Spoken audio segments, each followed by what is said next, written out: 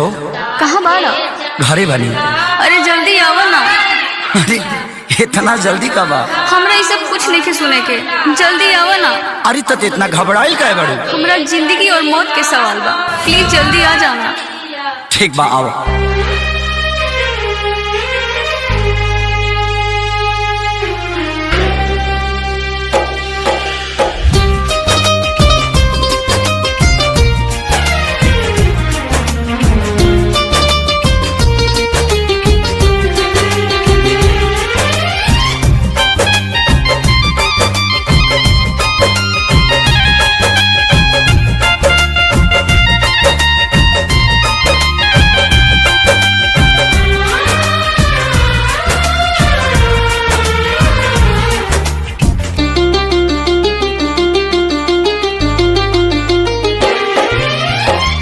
पागल के भइल बाटे पागल के दासा, आज हमरा पता चलल प्रेम के भाषा।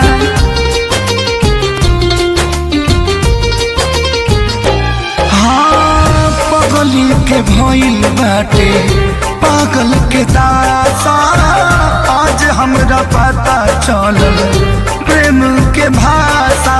रोते रोते मिले हमसे आयल बड़ी, रोते रोते मिले हमसे आयल बड़ी। हमर जान आज हरदी से लटाइल बड़ी, हमर जान आज हरदी से लटाइल बड़ी।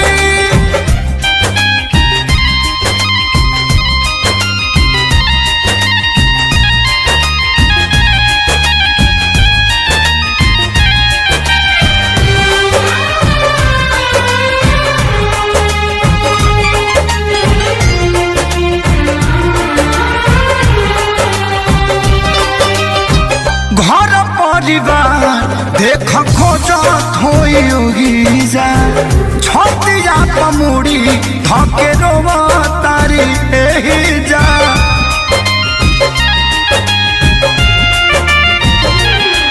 हथवा के मेहदी मिटावेली तो हमरे के समझावेली। अखिया बाल राइल पागा लाइल बड़ी, अखिया बाल राइल पागा लाइल बड़ी। हमर जान आज हरद से लटाइल बड़ी, हमर जान आज हरद से लटाइल बड़ी।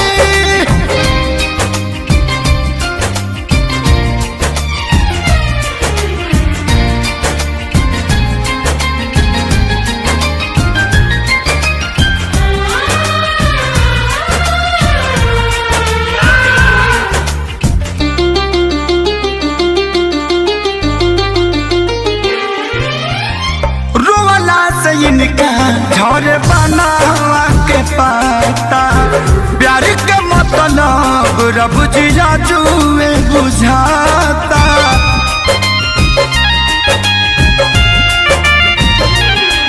हम इनका से तनिको खफा नहीं खी, काहे की जान बेवफा नहीं खी।